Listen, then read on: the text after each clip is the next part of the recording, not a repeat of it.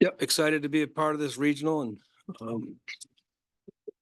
at this venue. You know, it's at the top of college baseball's atmosphere and stadium and fan following, and privileged to be a part of the regional. Hopefully the weather will cooperate, but I got a great group of guys, a resilient, tough group of guys that I know they have the capabilities of winning a tournament, and our goal is to win game one and then, you know, figure out how we can win this very challenging regional with three really good opponents. But it's a pleasure to be here. Rob, go ahead. Question for that, please. Yeah, I guess first for Kalen, for Tyson, you know, La Tech has a pretty interesting player. He's a closer, but he's also batting 3 or something. Ethan Bates. Just wondering what your thoughts are on him, if you guys know much about him. I'm not really familiar with These guys. We haven't done a deep dive with our opponent's players, but I can certainly speak to his talents. I mean, it's the top two-way player in the country, and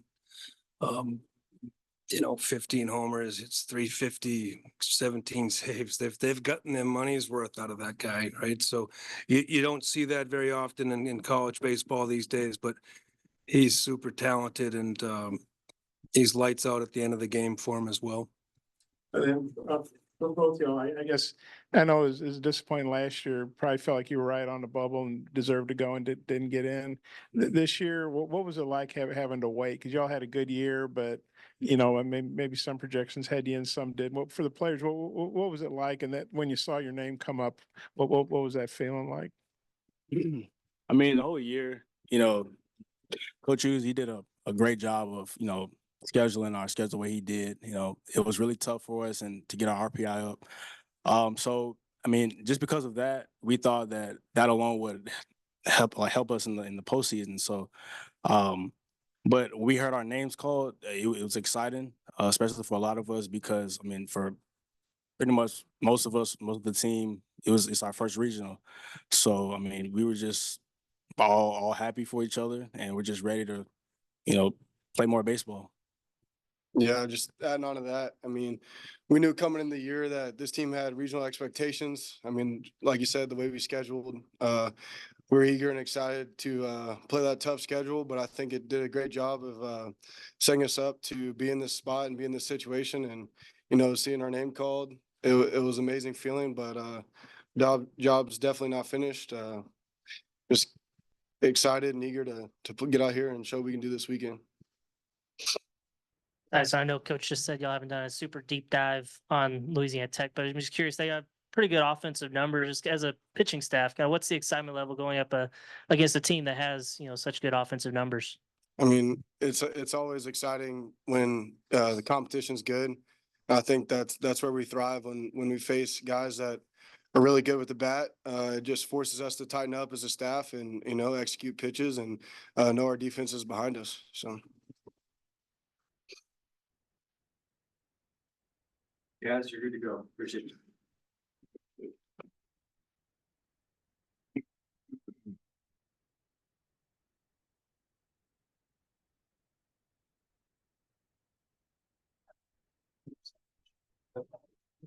Question, Coach Hughes?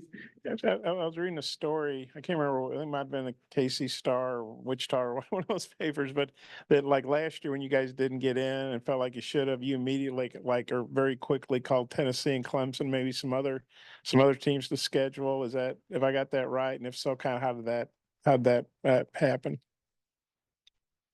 No, you got it right. Yeah. So it was that day after Memorial Day, I just started calling people in SEC schools and ACC schools, and I fought through a lot of no's, and it's late too, you know. So those schedules are done in advance, and if somebody was really motivated to play us, they would have to readjust their schedule or move someone. And I don't blame the SEC schools or, you know, the top tier ACC schools for not wanting to play Kansas State on midweek, because their RPI is built into their conference. They're an unbelievable conference, and they're strong. And But Tennessee had an opening, and then I couldn't find a second game that week, and they posted late, Clemson posted late that they were looking for a game for Tuesday and Wednesday. There's a college baseball scheduling site that post openings, so. But I hit the phones right away, and I added Northeastern University in Boston, and then I tag teamed them with UConn, so we could play 2 midweeks in the same region of the country. Those schools were easier to work with because they love to get a Big 12 school come to the Northeast. That doesn't happen very often. And they were very eager to readjust their schedules to play us Tuesday, Wednesday, but it was done immediately after selection Monday last year. You felt like that had the desired effect, obviously, because you're here, 100%. And that speaks to the bias of the RPI. There's a geographical bias. We are so limited in Kansas where we are with our non-conference midweek opponents. And sometimes those opponents do not have a strong RPI. So do we play who's in our region, non-conference midweek? Right. And then get hit on Memorial Day Monday because our RPI and strength of schedule isn't up to specs? Or do we get in a plane, cost thousands of dollars, get our kids out of class in the midweek, just so we can manipulate the RPI numbers and the strength of schedule?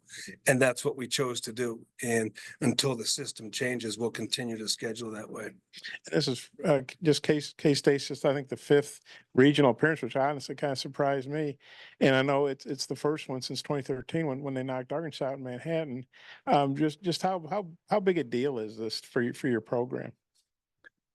Well, it's why our whole staff came to Manhattan. It's why every kid in that dugout came to Manhattan, is to get us on the national scene in baseball. And it's a big deal. We play in front of a phenomenal community that supports you no matter what. And they take a lot of pride in our team playing at the highest level. It's a big deal for our administration that is invested in our program and has the same vision and same goals as our staff and our players have. So across the board, it's a huge deal. And, our next goal is just to sustain this and to be a consistent national player. And we've taken a step in the right direction, that's for sure.